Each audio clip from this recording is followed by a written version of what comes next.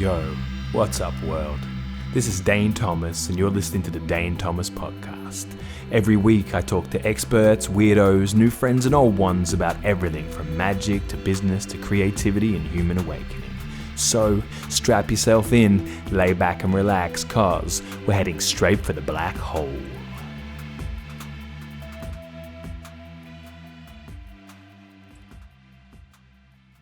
Hi, Winter. Hi. Thanks for being here. Mm. So before we get started, I just want to introduce Winter. Winter is an international teacher whose work particularly is dancing with mystery, with death, with sexuality, and with, let's call it, some of the darker energies or darker themes, which is really appropriate for where we want to go today. And really, the leaning of this podcast is a lot about exploring beyond the white light of spirituality. It's like yes, and there's all the rest. And so Winter and I go back a few years. We've known each other around the traps for a while, and recently we both have experienced the death of a mutual friend, and we got chatting the other day around how death is showing up in each of our worlds and what lessons are coming from that. And so I'm really grateful to have you here and to go on a bit of an exploration around some of those topics. So hi.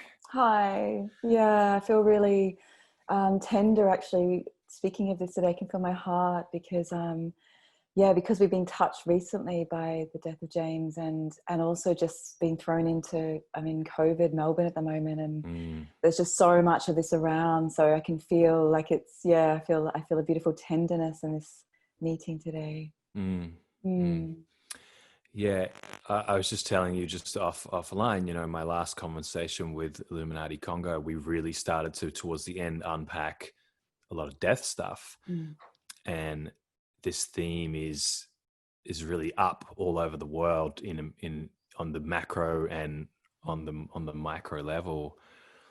I'd really love to start with how are you starting to look at death in this point in your life? Well,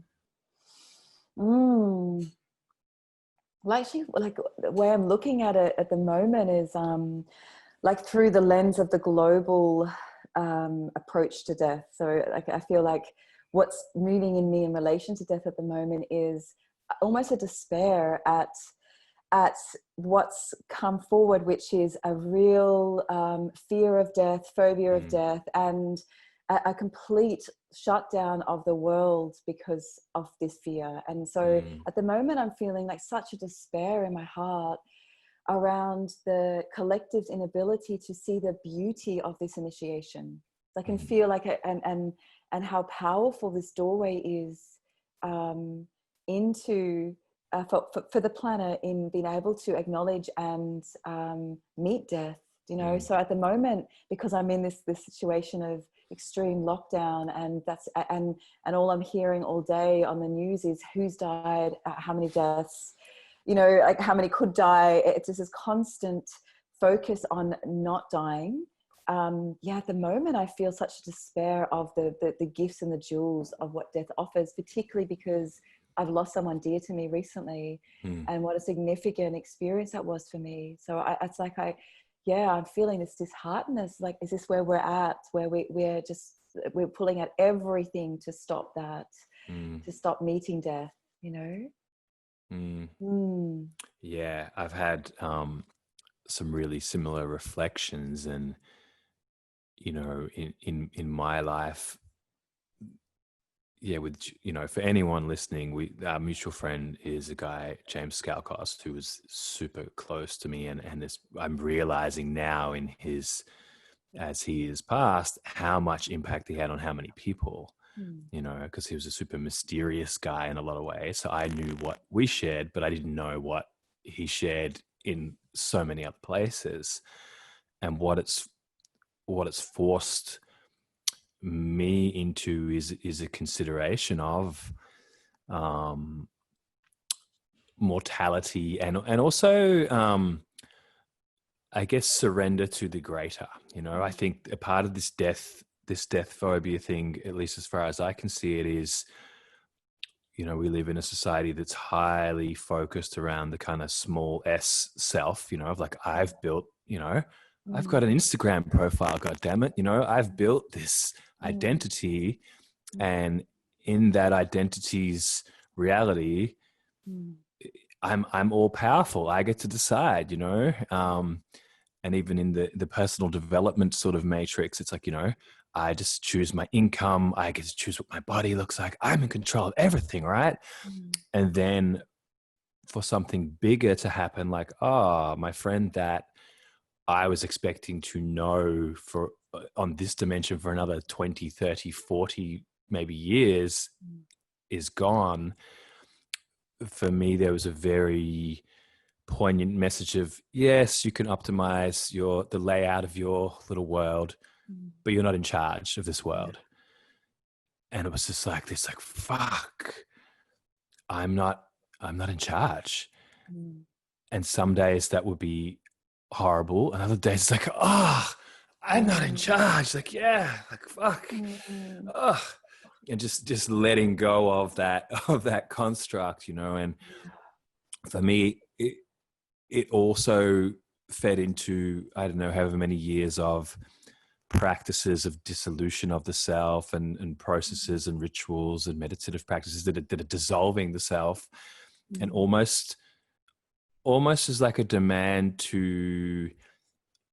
for the rubber to hit the road in terms of some of the practices and work, spiritual work that is being done. It's like, well, really? Can you really live that then? So I'd love to know a bit about where does death plug into your work? And also, I'm going to throw a few questions to warm things up, but just I'm fully open for you to just share whatever feels to come through, I love that you shared around, what death brings up, and what definitely the death of James brought up for me was like that we don't know, we have no control. Like, we think we've organized our lives around certainty, but there is no certainty. And his death for me revealed that, because he was young and in the crux of his incredible work, like, he had this incredible gift to the world, and then it was suddenly gone. And I see that on a global scale with COVID, which is like the crackdowns and the lockdowns and the pressure from the governments and the control is because they're trying to hold on to that belief that there is some control amongst what we actually know inherently, which there is. We don't have control. And so we're on this battle. I feel like we're on this global battle of trying to control. And in Melbourne at the moment, that control's come all the way down to, you can't leave your house for more than an hour a day. Like, it's narrowed it right down to control. But actually, the gift of the death of James was like, like, I don't know if you had this experience, but when he died, I felt like I got a taste of what it was like to, like, it's like the inner worlds opened up, and I got a taste of that greater life, like outside myself, a really strong gift of that. And it was actually, as much as it was such a sad experience to lose him, I'm so profoundly grateful for the impact it had, because it shifted something in my being permanently. Do you know, where it's like, I can't pretend that my small life matters as much as it did, because his parting was just awoke a part of me that was still asleep a little bit, in certainty, asleep in certainty, thinking that, for me, that's unconsciousness, that we're certain. And when he parted, I felt like I felt access to these worlds of the great life, that much more deeply. I don't know if you had that experience as well. I definitely had some big openings, and it was really interesting to have some days like bliss states, and then kind of feel like, is this okay? Because like, and to be really in the normal human way, really upset and really fucked up some other days, but then some days to be in like total flow state. And if I was to write down what I was thinking, it would be all spiritual cliches of like, but we are all one, and it is, and to really be feeling that, and then next day wake up and be like, oh, this sucks. and there's been for me like a kind of a parenting process to it. It's like my grown up wizard soul self is like, yeah, this is how this works. And then there's a young part that's like, what? Where's my friend? And it's like, it's like taking the kid when the goldfish dies a bit and being like, so he's not coming back, and he's never coming back. And then letting that kid figure out, hang on a minute, this is going to happen to everyone else as well, isn't it? It's like, yeah, this is happening to everyone, your mum and your dad and your other friends and you and everything else. And it's like, oh, but then eventually, if I be present with it, it moves through. It's not a permanent panic or closure. It's like this young part has a kind of a comprehension wash through. And then when I re-engage with life, there is a different attitude because there's more of a life is a game, life is a dance. And even particularly something for me that it did was kind of reduce my trust and investment in spiritual philosophies. I was like, oh, I don't fucking know, do I? Like I can map, maybe he's in this plane, or maybe this is, and it's just like, if I'm 100% honest about what's going on inside me, I'm like, so I don't get to have knowledge of this thing. Like I just don't. And everyone who has their own maps and models and whatever, I find those sometimes really useful, but there's this humbling of like, yeah, so working with my body, my breath, my reality here and now has almost been a compulsory. It's like, okay, so you need to move this shock, this information through the organism. And then once that's done, we can be free and we can play and we can sort of celebrate. So it's been a forced descent journey, I guess, that I wasn't, or that I was doing very casually in my own time. But this was just like, how do you deal with this now? I have to be in my body to deal with this, basically. Yeah, I love that. I feel like I had a similar experience. Like my soul and my essence was actually very accepting of him going, and I felt expanded because I felt like as he passed through that portal of death, I opened with him almost. Like I felt like I went with him through those veils, and I felt the oneness and the expansion of all worlds and realms.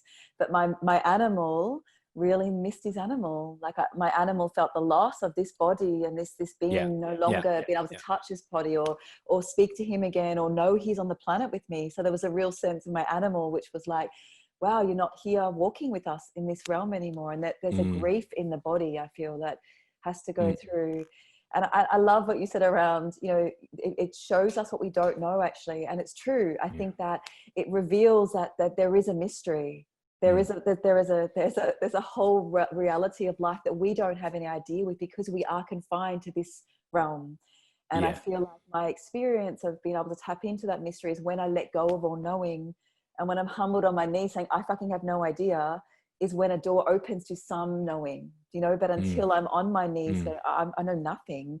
Everything I've created and all my paradigms and philosophies mean nothing in the face of actually someone I love passing into death.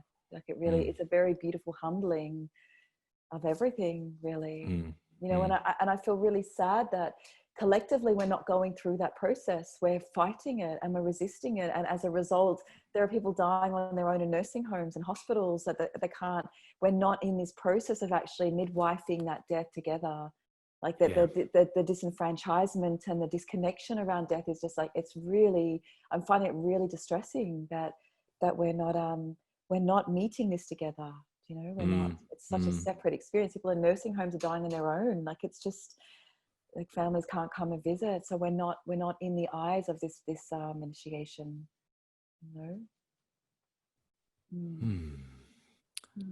Just having this flash of anyone who's like just tuned in halfway through is like, what's going on here?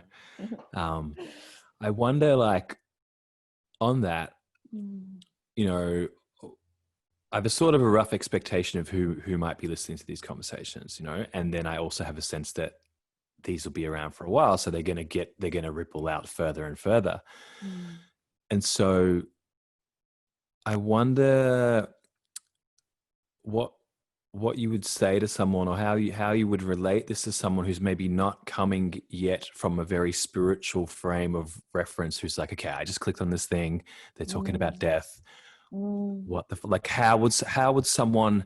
Because here's what I'm aware of is that you and I have played in a number of very charged containers that mm, have allowed us to have some state experiences and some really felt experiences of dissolution of the personality, of descent into death or death-like states or initiatory experiences. and and I'm sometimes, and I live in kind of a bubble of a lot of people that have that, and then sometimes I cross, because I'm creating media and I'm talking a little bit further out. yeah. Sometimes I realize what I'm talking about is crossing paths with people who are not in touch with that yet, and there can Mm, be this like kind of what the fuck look on their face. So I mm. wonder if someone's living in normal reality and they're just first hearing this idea, like, but isn't death just bad? Isn't that the whole point of our life, is to stay alive? Like, how would you talk to that? How would you reach out to that? Mm. To bridge some of these concepts into that, you mean, like kind of, Yeah, yeah, yeah. yeah, sure. I feel like the first thing that like I want to say is that actually, we think we know, that we think we have certainty in our life, but actually the only thing that's certain is that we die. Like nothing, if we actually really look at our lives with an open gaze, there's nothing else that we can rely on. Everything changes. We get old, we lose money, we gain money, friends part. Like there's nothing, we might, change houses. Like everything is uncertain except the fact that we're walking towards death somewhere, along the Mm, journey of our mm, lives. So actually, until we acknowledge that that is the only certainty we have in our life, we can't actually live a full life. So to me, it's like, until we live a death affirming reality where we acknowledge that we know nothing, we're guided by something much greater, and actually what we do know and what we can rely in is that it will end, then to me we can show up in the fullness of what we're here to do. And otherwise I feel like we're treading water, trying to create false hope of certainty and security and safety, mm, and we can live our whole lives in that. I feel like that's what superannuation is like the security for later. What if there's no later? Like what if I'm living to work now for something, and actually my soul contract ends at 42? Like mm, it's like, so for me it's like, to talking to someone who's really never really, met death in a deep way, I would want to invite people to turn towards where they feel certain, and to really let that go, and mm, start the process of dismantling a life affirming reality. So I mm, feel we live in a world where life's going to continue. That's why we're killing the planet, I feel like, because it's going to be here. It's like I can throw my rubbish out of the car and I cannot recycle because the world's going to be here. So we have this false sense of life actually, but we can't rely on any of that. And I feel like the pressure that's coming collectively now is showing us that, as the world's gone into lockdown, that, mm, whoa, actually what I thought was going to be my holiday in Bali this year is gone, and what I thought was going to be my job that was continuing is finished, or what so it's like, unless we start to find that state of surrender now to death, we're going to be really impacted by what's coming strongly, and death will come and give us some harsh lessons. So for me, it would be around, like an audit of our life, auditing your life to where are you holding a sense of security in something that is not secure. mm, Even relationships. That's why I think people get married. They get married to hold something, or they try to hold relationships. Like, mm. and I feel like globally we're being asked that there's a lot of death coming for us in the small ways of our lives, so for me, for anyone who hasn't done work, I would love for you to start to turn towards how you live, really, Mm. and where's your focus of life. Yeah, as you were talking, I was really feeling into this energy of holding on. Mm, It's like, for me, because a lot of my orientation towards magic and a lot of the things I'm doing is, it's got one foot in the dissolution of self realm and one foot in the success realm, right? mm, Which are very paradoxical to each other on first glance. And it's interesting you mentioned superannuation, because I've been going more and more down this investor journey and this fascination with investing. But what's happening for me is money is getting easier the more lightly I'm holding on to it and holding on to security. It's like so operating from a place of it's actually about probabilities, and it's like, okay, so I'm putting a little in this basket here and a little in this one here and a little in this one here. And I know that at some point, this whole poker game, the whole table, it's not if it gets flipped, it's when it gets flipped. So it's like we're playing poker in a illegal casino. We're playing, we know that at one night the cops are coming to shut the casino down, but we don't know if it's tonight or not. So I could have a good night and get some winnings and, so it's still worth playing from my point of view, but playing with as much of a regular awareness as possible that this is a game. This game can be stopped at even I've got a great hand, too late. It's over. Fuck, we're all going to jail, or this is working great. I have my life mission and I'm 73% to it. Sorry, last day. It's like, fuck, I was, and so it was one piece I had in relation to James, he and I spent a lot of time talking about purpose and whether we felt like we were on our purpose or not, or we're kicking goals or we aren't, or yes, I'm getting out my message out there, or I feel like I'm not really. And particularly looking back on some of those conversations, I feel kind of conceited because I was often sitting in like, yeah, I got my purpose. I got it worked out. I'm fucking doing great. I'm a B+ at my purpose this month, and in reflection, almost instantly to that event, I was like, oh, fuck. My friend's life, his life is and was his purpose.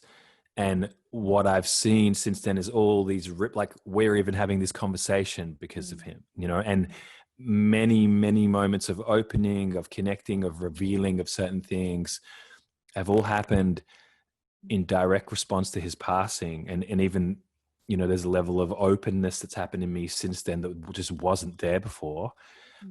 And so there's this awareness like, I don't really get to see the plot of this story until it's over, and when it ends, I'll be ending. So I still won't probably get to see apart from maybe that momentary flash of like, oh, this is why all that happened, kind of thing. And it reminds me of something someone said about, like a bee can't see that it's not cruising around going, my purpose is to pollinate plants and flowers. I've got another 42 to do this afternoon. It's just being a bee. But from, let's say, a permaculturist point of view, we're watching it going, the little bees are fertilizing all the flowers because that's what they're here for, And so I got this sense of humbling around, I don't know my part in the weave that I'm playing. Like I have constructs around that and sort of intuitions and whatever, but really, I'm just part of the tapestry. And I think that's been a big realization as well of sort of, I guess what I'm getting at is like, I still have purpose and goals and all this stuff, and I think it's part of my makeup that I do that stuff, but there's a sort of more gentleness of holding on to that of like, this can be taken out of your grasp. And, even you get older, you have a life experience, you're like, that doesn't even matter anymore. Like there's those micro deaths as well that are going on all the time. Yeah, I love that. I feel like I love an analogy of actually loosening the grip, because I feel like it's not about pulling out of life. Like I love that. It's like, but it's actually about living lightly. It's living lightly in form. So it's like, rather than having a grip, a closed grip around something, whether it be your projected, outcome financially or your relationship, it's actually like holding something with tenderness and lightness. And it's interesting. I read this sutra yesterday around this very piece, which was like, can you, even with the breath we're taking, can we take it in as if it's our last, lightly, like we're not gripping, like gasping? Can we actually live in that way of actually just taking in with a tender touch? And when we do that, like things can fall through our fingers, but actually then we can reach to something else. And we're not gripping. We allow life to move through that. hand span. And yeah, I love that. I love that it's really placing our awareness in the knowing that it ends, but still showing up for the living. So, but I think that the key is like having our access point in the knowing that there's a mystery that's greater than us, that this all will end. So can we really, in this moment of whatever we're doing, fully show up for it in joy and gratitude and a lightness, you know, and not try to create like a solid form around it. And I feel like, even with James, like there was an assumption that he's always just going to be there. So it was like 100%. I created a form around my knowing of him, and it's like, wow, and all the then going back and looking all the times where I wish I'd reached more, or I wish I'd like stopped and just been more present for that conversation, or do you know, I look back and go, wow, if I've been living in a death affirming reality, then I would have showed up more in a deeper presence with him. And I there's parts of me that regret that actually. And you know, I've done a lot of scrolling of messages, you know, and our message history is like, it's fucking thousands of messages, but like 30% of them are like, okay, so I'll be around tonight. Can you meet at this restaurant? I'm not going to make it. There's a lot of, and it's like, oh fuck, like some of this feels like wasted opportunities. And also, I'm also really grateful because we had a lot of, I'm like, okay, we spent a lot of time, you know, although it doesn't feel, on my human level, it doesn't feel fair because it just seemed like, of course we will be older men hanging out, you know. That was sort of the this is what's shaken me, but is also is gifting me as I process the shaking, is like, that's banking on that certainty. Like, of course we'll be friends for a long time. There's such an ease in this friendship that I'm very sure that I'll know you when we're 50. You know, this is the unspoken assumption, was never discussed, it was never analyzed, but it's like, like we'll be mates when we're 50. We'll be 60 having these conversations about who's hot, or, you know, what weird mystical experience you had last month, that, you know, like that's just what we do. And I think that being that shaken is, it's not even just I'm going to die or people are going to die. It's like, what other things that I think are rock solid, that I'm very certain will be there tomorrow, or even things that I'm certain are true. You know, like there's things that I would consider a piece of factual information about the world, and it's like, you don't fucking know that. Like that's just been a convenient frame that keeps things feel orderly. So I think there's that ripple of death, but then uncertainty, vulnerability, the force, you're forced to surrender. There's this whole ripple of other energies that go with that, of like, okay, I'm probably not going to die today. Don't think so. Might do, but don't think so. But this event challenges a lot of components of my identity and my story and so on. So it just wipes a lot of those out. Slight pivot. You know, we're talking about these things that have happened to us, or openings that have happened because life has given us this moment. I also feel at some level I've been able to open into this better because of a lot of bits of practices and pieces and things like that they almost weren't the real thing, but they have revealed to be, that's really good prep that I've sat on a fucking meditation mat for the last 10 years doing this, or it's really good prep that I stick things up my ass in rituals and have to let go or whatever. Are you a practices person? Are there things that you do to decondition or affirm or open or? Totally, absolutely. Of course, meditation, you know, and I feel like a big piece of me is actually living in a state of reflection.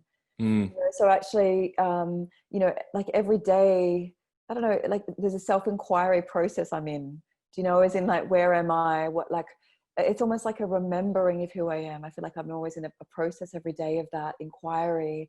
And that involves like mindfulness, you know, being able to see and watch my thoughts and stories and what's moving through me, and as well as embodiment practices to move energy. So even after James died, I did a lot of that, like actually a lot of like doing his work, getting naked in forests and climbing trees and like moving energy. So I think certainly, I work with a lot of embodiments to to process and to find, maybe process my human sides of things, you know, like the parts of me that are in flux and movement.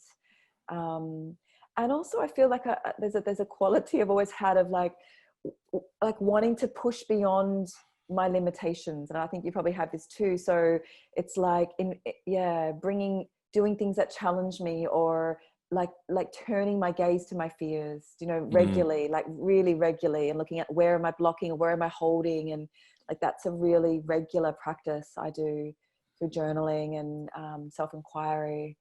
So yeah, there's a definite sense of wanting to involve anything I can to keep shedding, you know, the layers of former selves, you know. And I do think that, I think that now currently too, in this time, if people don't have something to hold, I think it's going to be very difficult. You know, like I think that you're going to need to anchor into practice in some way for sure, and support around moving some of the energies, or in reflections, or, you know, seeking leadership and visionaries who know where we're going and what's happening. And I've definitely noticed a difference in navigation from people that I know full well have a very strongly anchored in their body.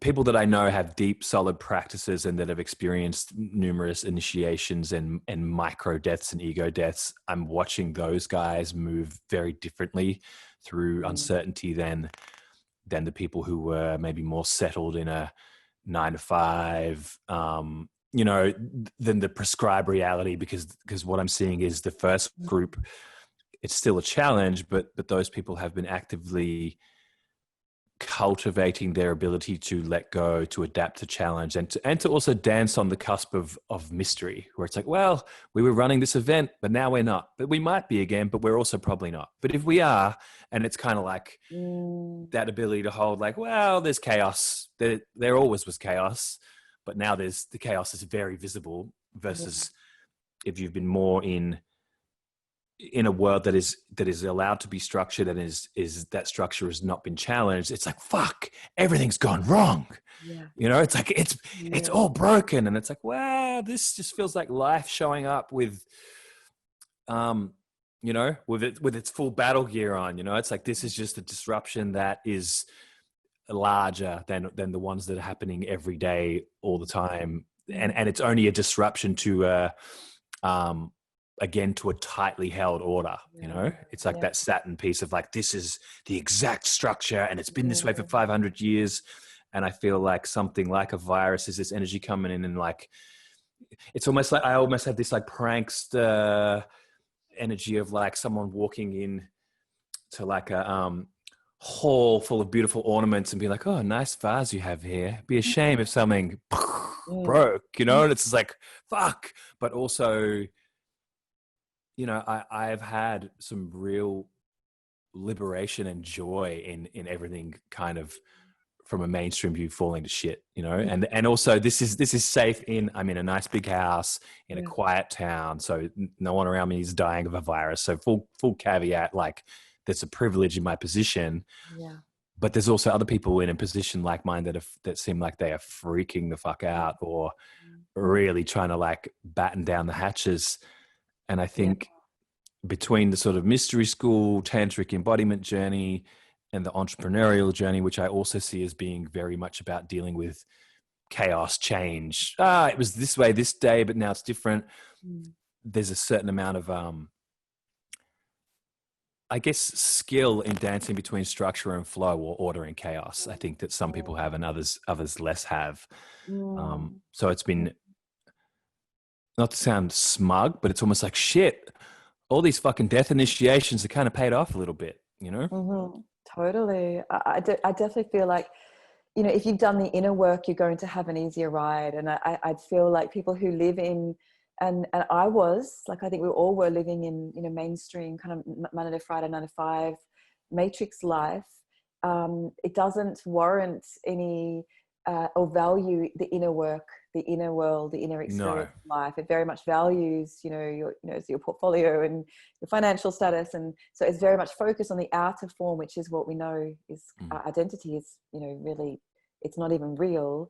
So I think that those people who have not been given access to what we have, which is a community and cultures where we're constantly doing deep inner work together, and we're placing our awareness into the infinite unknown as much as possible, and refining, you know, what we know to be true or not, and are going to be able to hold on to the greater picture of this. But I think that what's coming and the pressure that's coming is going to put pressure on everybody now to go there. And I think that's why people like, you know, the work we're doing is going to be so important, you know, for more people who are going to be reaching to something more than what they believe and what they've been told to fit into. And I think that, there's a real need for this now as people start to wake up and realize that that's not the life they want to live in, and you know, that the kind of control and structure, it doesn't bring happiness. And actually now, you know, everything's uncertain, so what can they be certain in, what can they rest in? And I feel grateful, you know, for the path so far. And because we're going through global initiation, like that's what's coming. I really feel that we're all going to be we're all in the same boat now. It's one collective experience. Like this COVID has gone around the whole world. So it's like, we've got this thread of initiation we're sharing now. It's not just over there in another country, and apart from New Zealand, where they've got this like hobbits, you know, like they've kind of like got Lord of the Rings set up. We're actually sharing this experience together, and it's just beginning. So it's like, I feel like we are in this collective journey, you know.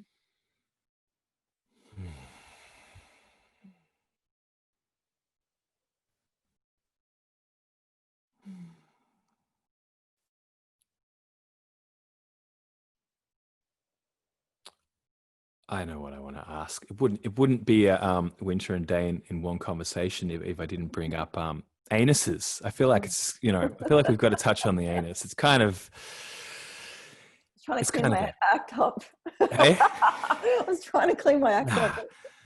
Okay, we can go. Look,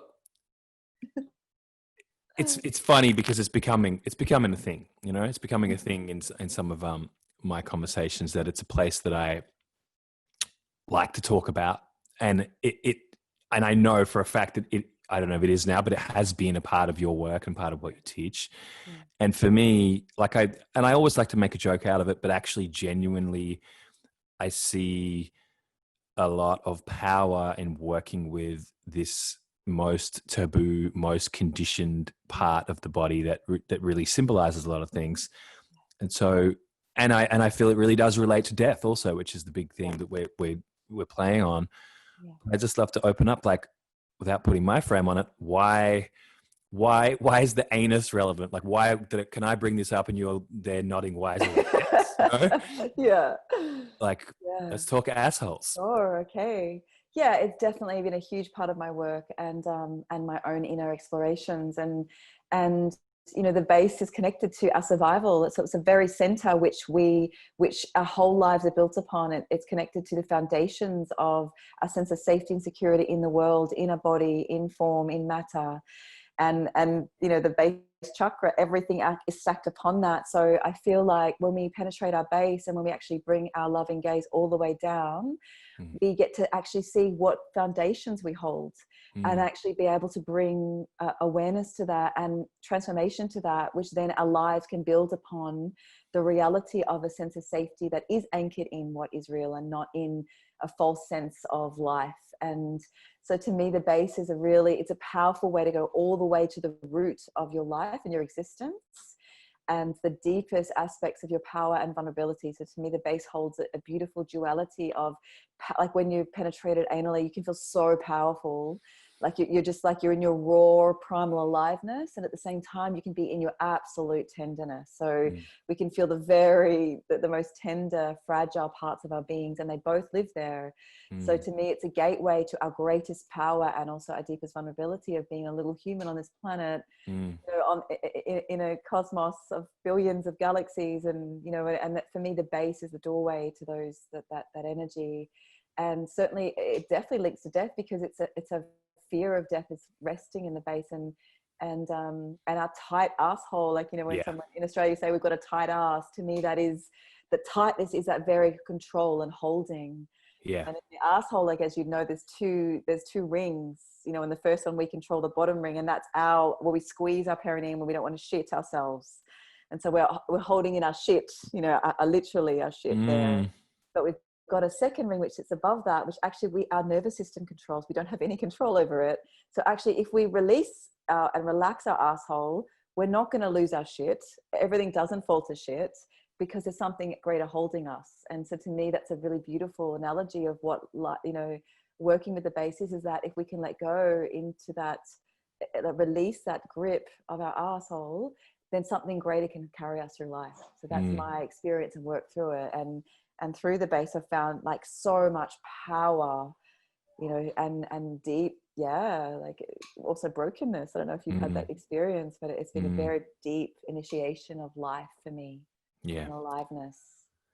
Yeah. For me, it's been a lot about deconditioning the fear of death, which I've gone really far with it, but it never ceases to amaze me. Is, let's say I haven't done that practice for a while, I can come back to it and be like, Jesus, I'm a tight ass again. You know, it's like, it's almost like I really see it as the level of contraction there is almost like pinching off the life force connection to the planet below. You know, I feel like I have a really easeful connection to above, but a lot of my journey has been establishing connection to below, establishing connection to being held by the planet or my survival instincts or the abundance of this realm. Which is why I relate the base to wealth a lot, because I really see, like, again, the tight ass metaphor, it's people kind of crimping off the supply, you know, it's kind of like that root chakra nourishment is not trusted. So it's like, I don't have enough, you know? Yes, exactly. And so the way that I'm interested in working with wealth is that the outer wealth corresponds to the inner wealth. Like, it's not, because you can be contracted and externally poor, but you can also be really contracted and externally have accumulated through that kind of protection drive, which also is a sort of a weird sort of inner poverty manifested in massive resource control, because I'm just fucking scared. So I'm going to, you know, some people's reaction to fear is to shrink themselves, and other people's reaction is to claim a bunch of shit, you know. So it's like, well, because I'm scared, I'm taking your land and your land and your land and your land, and maybe if I have all the land, then I'll be safe, you know. And so my journey with it, I don't know why I have to always act it out with my hand, you know, like, it's like my sphincter is being feeling it. My ass is feeling it. personified right now. It's like an anal handshake. That one. You know, my journey with it is as that unconscious part becomes connected in with the conscious, and that ability to relax the base becomes more practiced, then the flow of life force or the flow of wealth or even just the flow of internal safety energy becomes more available. Then whatever we're doing in the world can be done from a secure place, or a better word, maybe a grounded place and an earthed place. So there's this ease of it rather than a desperate, you know, my ambition is linked to my fear of death. So I don't want to die, so I'm going to fucking do all the things. I'm going to win, and I'm going to climb the mountain. And it's this kind of energy versus like, I'm here, I'm on earth. This is my birthright to be here and to play here and to live here. And it's quite a noticeable difference of how we navigate, whether we're a tight ass or whether we're a little more integrated in that. So I wanted to open that up. And I also feel that it's a beautiful, I love that analogy, because it's definitely linked, like that chakra is linked to the earth, and it's you know, the element is of that chakra is earth. So to me, it's really around also, as you said, like, you know, being safe in a body, being safe in matter, being safe working this planet, working with matter. And actually money's matter. Money, I know that, you know, it's working with form. So can we, you know, when we do anal work, we allow the energy of matter to enter us. And I love how you brought that to money, because that's a part of, that's another form of matter, you know. And so can we, and the only way we can really relax around that is if we know we're safe in a body on the earth, and we belong here. Our soul showed up here. This is our planet as well. I have a right to be here. I can take up space. I'm safe. I'm secure. You know, I think that when we can allow flow in our base, then we can allow matter to work through us. Mm. You know, and that matter can come in the form of, yes, money, property, the outer, you know, forms of matter, but also can come through the energy of matter. So my experience of working with the base is a powerful energy in my body Mm. that fuels my life. Like it's like that kundalini energy that's held in matter that you can access through the earth and through the base is a, such a fuel for your life force. So I think that's why Yeah. we're embodied to Yeah. use this energy. You know, we're not in spirit, like, you know, wandering around the universe without a disembodied, we're in a form. So to Mm. actually be able to use that form, you know, in your life, you have to be able to work with the base to be able Mm. to access the Mm. power of form, you know. Yeah. So yeah, it's such a potent doorway. 100%. And Yeah. that's the thing in reference to the kind of viral pandemic sort of thing that I've really noticed is like, oh, a lot of my wealth, like big W wealth, like across all areas, not just financial wealth, but just all of it is really regulated by my ability to relax my nervous system, you know. And so it's like if I Mm. don't, which I've been working on probably the last 2 years, and it's starting to really pay off because more stuff is possible on earth when there's a sense of like, oh, well, I mean, that thing could happen, but I could relax into that as well, you know, like versus, you know, so much of self-esteem is really assessing what we can handle. Yeah. And there's this sense of like, oh, well, I could basically handle anything that isn't dying, and I can actually also handle that. I just wouldn't be here after that. Yeah. But if I can relax my nervous system, then I can accept or move through a lot of things. And what I'm seeing with this sort of like alert pandemic, 40 million, all the statistic, this particularly the media method of sharing Oh, statistics, yeah. especially fatality or fear-based statistics, is that, you know, this is a made up stat, but I feel like 95% of people instantly go into a deep internal contraction that they Yeah. might not even know they're going into. Mm. And the ones that don't, for whatever reason, whether it's, you know, spiritual butt practice or whether it's just that they were more grounded in themselves for whatever other reason, those people have a relative freedom to navigate. You know, I'm seeing, and you know, my two camps of people are basically tantrics and entrepreneurs. I know just fucking thousands of both of those two profiles, and an increasing bubble in the middle, which is where I like to play, which is both.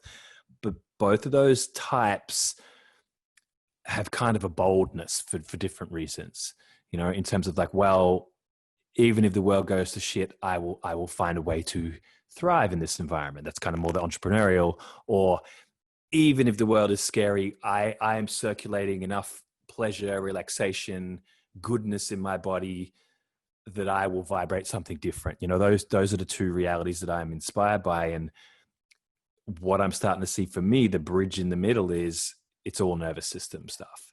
Mm. It's like if I'm able to relax, then I can be available to a wide array of situations, good or bad, and then I'm more free to just experience life on the planet. Versus Mm. when I look back down my timeline, because of whatever trauma or conditioning, Mm. there's stuff I just couldn't have. It's like, oh, when that happened, I froze, I contracted, I made myself small. Yeah. So Yeah. that's a big piece that I see with this thread as well. Totally. Oh Mm. my God, I so agree with that. And yeah, I really love the way you brought the nervous system in. And that's, you know, that was a second ring. It's like if we can relax Mm. and just relax in our life and in our bodies and in circumstances and not feel like we're in control or have to hold on, then we can let our nervous system control it. It's because the nervous system controls the second ring of the anus. So it's like I really feel like, yeah, working with the nervous system and relaxing the small parts of us that want to go into fear and Yeah. contraction, you know, relaxing that. But it's very difficult, Dane, because Yeah. globally we've got a very intensely, highly flight or fight nervous system. I think collectively our nervous system is completely wired. Mm. Mm. And even if you're not plugged into media, we're feeling it vibrationally. Like we're feeling that collective tension and nervous. I'm Yeah. back in the city, and I can, as soon as I came back in, because Yeah. I've been in hiding, whoa, I can feel it. So it's almost like we have to do a lot of work not to fall into that hyper vigilant, Yeah. fear-based. It takes a lot of work not to do that. And also, you know, you have to unplug, like even the media. Like I've got a friend who was in hospital. You know, she was on the news only a few weeks ago because she's pregnant with twins, and she went to intensive care with corona, and so she was all over the paper. And actually, she's out of hospital now. She's fine.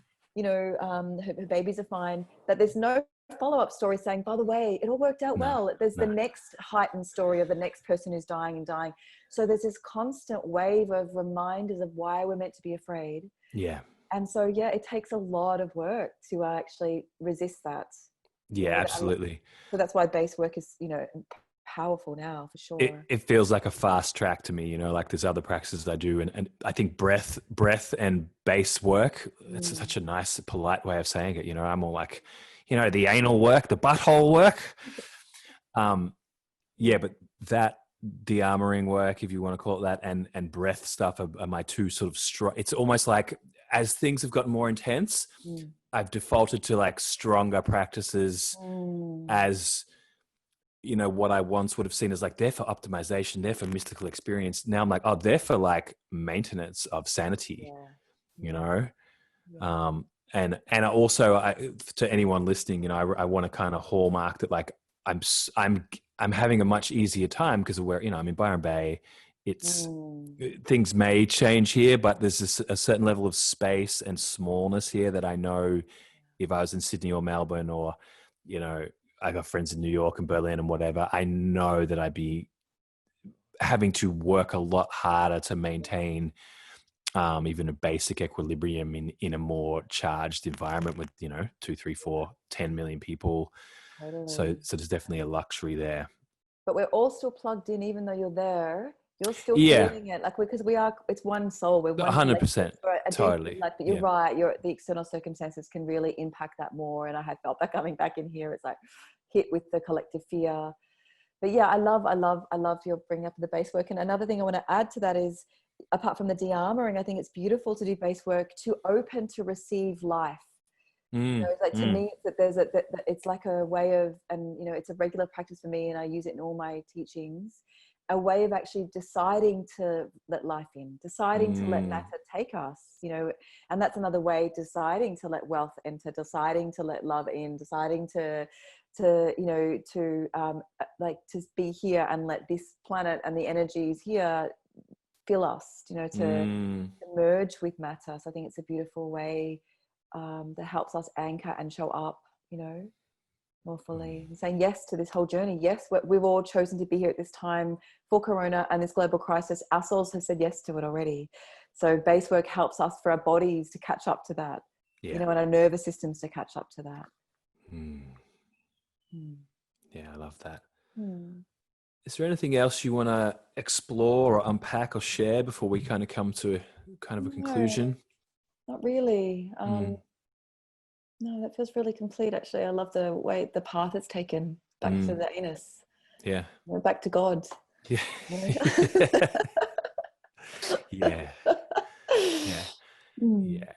Yeah.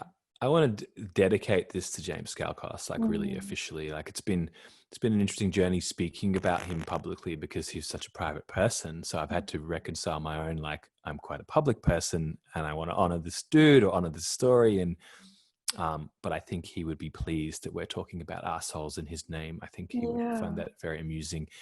If you want to look James's work up, dynamic movement therapy is still on the internet. It's kind of spreading. I feel I've been practicing it, and I know other people have.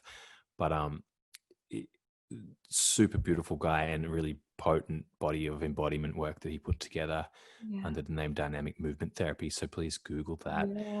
And if you like the winter vibe, where do people come to connect or follow you? Or they can come and actually find me on my website, thesexwitch.com.au. Great. And Instagram. And I want to also just add with the James piece is that I feel like when we pass, we let go of the form of our life. So I feel like his work that he was holding and midwifing has now been released for all of us. Yeah. But I really feel like I could access it much more deeply now. It's almost like it's being released. So I really would encourage people to find him now, because I feel like it's still vibrating out and rippling through the world. And I'm in such deep devotion to what he brought. So I think I love that you mentioned him. Yeah, it feels right. You know, that was really the thread of our initial reaching out of like, hey, this death thing is really big. And I, you know, saw your video and Yeah. So look, I just want to thank you for coming on and sharing something, a bit of a mixture of a philosophical exploration and a Yeah. vulnerable connection as well, because it's a Yeah. really nice mix to offer for Yeah. people.